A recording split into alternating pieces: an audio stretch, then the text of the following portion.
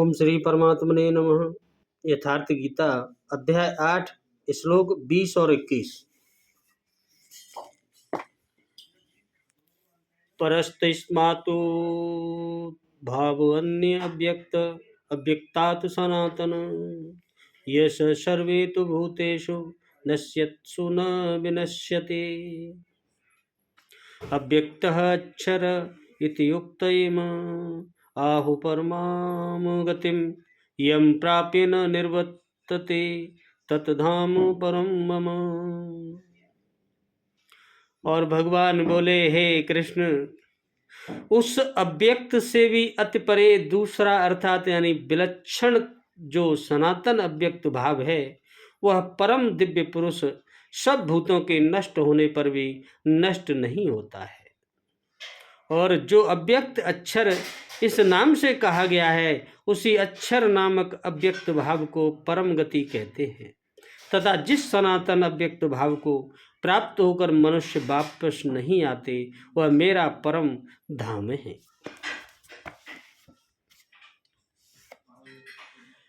एक तो ब्रह्म अर्थात बुद्धि अव्यक्त है, इंद्रियों से दिखाई नहीं पड़ती, और इससे भी परे सनातन अव्यक्त भाव है जो भूतों के नष्ट होने पर भी नष्ट नहीं होता, अर्थात विद्या में सचेत और अविद्या में अचेत, दिन में उत्पन्न और रात्रि में विलीन भावों वाले अव्यक्त ब्रह्म के भी मिट जाने पर वह सनातन अव्यक्त भाव मिलता है जो नष्ट नहीं होता। बुद्धि में होने वाले उक्त दोनों उतार चढ़ाव जब मिट जाते हैं, तब सनातन अव्यक्त भाव मिलता है जो मेरा परम धाम है।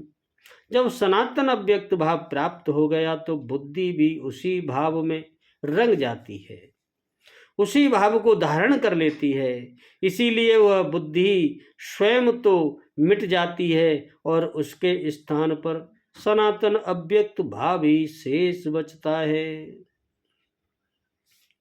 और उस सनातन अव्यक्त भाव को अक्षर अर्थात अविनाशी कहा जाता है, उसी को परम गति कहते हैं। वही मेरा परम धाम है, जिसे प्राप्त होकर मनुष्य पीछे नहीं आते, उनका पुनर्जन्म नहीं होता। इस सनातन अव्यक्त भाव की प्राप्ति का विधान बताते हैं भगवान।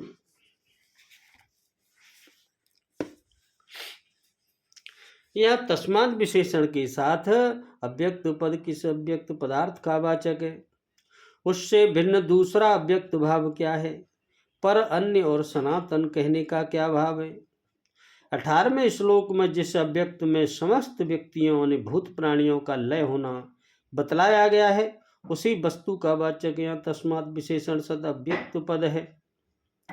उससे भिन्न दूसरा अव्यक्त भाव तत्व वह है जिसका इस अध्याय के 4 श्लोक में अधिक यज्ञ नाम से, 9वें श्लोक में कवि पुराण आदि नामों से, 8वें और 10वें श्लोक में परम दिव्य पुरुष के नाम से, 22वें श्लोक में परम पुरुष के नाम से और 9वें अध्याय के 4 श्लोक में अव्यक्त मूर्ति के नाम से वर्णन किया गया है।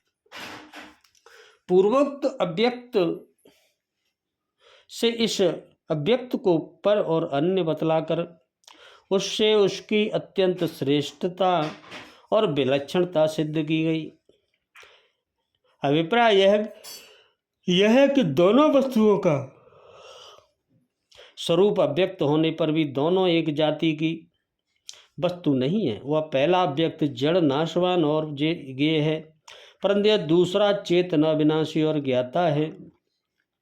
साथ ही यह उसका स्वामी है, संचालक है और अधिष्ठाता है। अतः यह उससे अत्यंत श्रेष्ठ और विलक्षण है। अनादि और अनंत होने के कारण से सनातन कहा गया है। यह सनातन अव्यक्त सब भूतों के नष्ट होने पर भी नष्ट नहीं होता। इस वाक्य में सब भूतों से किसका लक्ष्य है, उनका नाश होना और उस समय उस सनातन अव्यक्त का नष्ट न होना वस्तुतः क्या है।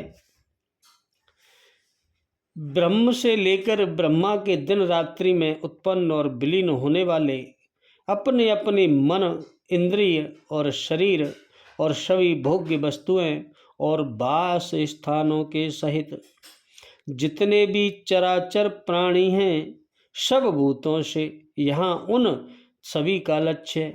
महाप्रलय के समय स्थूल और सूक्ष्म शरीर से रहित होकर जो ये अव्याकृत माया नामक मूल प्रकृति में लीन हो जाती है, वही इनका नाश है। उस समय भी उस प्रकृति के अधिष्ठाता सनातन अव्यक्त परम दिव्य पुरुष परमेश्वर प्रकृति सहित उन समस्त जीवों को अपने में लीन करके अपनी ही महिमा में स्थिर रहते हैं। यही उनका समस्त भूतों के नष्ट होने पर भी नष्ट न होना है। 8वें और 10वें श्लोक में अधियज्ञ की उपासना का फल परम दिव्य पुरुष की प्राप्ति, 13वें श्लोक में परम अक्षर निर्गुण ब्रह्म को उपासना का फल परम गति की प्राप्ति और 14वें श्लोक में सगुण साकार भगवान श्री कृष्ण की उपासना का फल भगवान की प्राप्ति बतलाया गया। इससे तीनों में किसी प्रकार के भेद का भ्रम न हो जाए, इस उद्देश्य से अब सबकी एकता का प्रतिपादन करते हुए उनकी प्राप्ति के बाद पुनर्जन्म का अभाव दिखलाते हैं। यह अव्यक्त और अक्षर पद किसके वाचक हैं? जिसे पूर्व श्लोक में सनातन अव्यक्त भाव के नाम से और 8वें और 10वें श्लोक में परम दिव्य पुरुष के नाम से कहा है, उसी अधियज्ञ पुरुष के वाचक यहाँ हैं। परम गति शब्द किसका वाचक है? यहाँ परम विशेषण होने से अभाव है कि जो मुक्ति सर्वोत्तम प्राप्य वस्तु है, जिसे प्राप्त कर लेने के बाद और कुछ भी प्राप्त करना शेष नहीं रह जाता, एवं जिसके प्राप्त होते ही संपूर्ण दुखों का सदा के लिए अत्यंत अभाव हो जाता है, उसी का नाम परम गति है। इसीलिए जिसे निर्गुण निराकार परमात्मा को परम अक्षर और ब्रह्म कहते हैं, उसी सच्चिदानंद घन ब्रह्म का वाचक यह परम गति शब्द है। यहाँ परम धाम शब्द किसका है? और उसके साथ अव्यक्त अक्षर और परम गति की एकता करने का और जिसे प्राप्त होकर वापस नहीं आते, इस कथन का क्या भाव है? इससे भगवान का जो नित्य धाम है वह भी सच्चिदानंदमय दिव्य चेतन और भगवान का ही स्वरूप होने के कारण वास्तव में भगवान से अभिन्न ही है।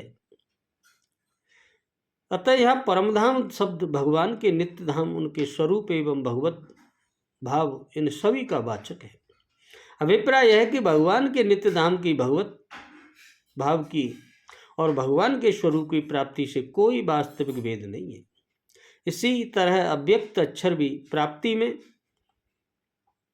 तथा परमगति की प्राप्ति में और भगवान की प्राप्ति में भी वस्तुतः कोई भेद नहीं है। इसी बात को समझाने के लिए कहा गया है कि जिसको प्राप्त करके मनुष्य नहीं लौटता, वही मेरा परम धाम है। उसी को अव्यक्त कह लो, अक्षर कह लो, परमगति कह लो कहते हैं। साधना के भेद से साधकों की दृष्टि में फल का भेद है, इसी कारण इसका भिन्न भिन्न नामों से वर्णन किया गया है। यथार्थ में वस्तुगत कुछ भी भेद न होने के कारण यहाँ उन सब की एकता दिखलाई गई है। इस प्रकार सनातन अव्यक्त पुरुष की परमगति परम धाम के साथ एकता दिखलाकर अब उस सनातन अव्यक्त पुरुष परम पुरुष की प्राप्ति का भगवान उपाय बताएंगे। बोलो राधे राधे, जय जय श्री कृष्ण।